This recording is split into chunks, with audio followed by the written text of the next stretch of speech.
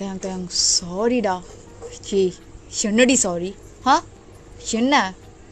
ஓ நான் வெட்டியாக இருக்கேன், எவ்வளோ நேரம் வேணாலும் வெயிட் பண்ணிகிட்டு இருப்பேன் அப்படி தானே? நான் அப்படி சொன்னேனா தயம்?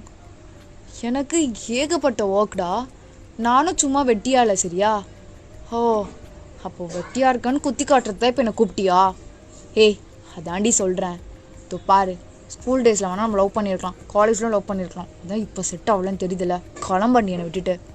ஆமாம் தயம், செட் ஆகாது, நான் கிளம்புறேன்.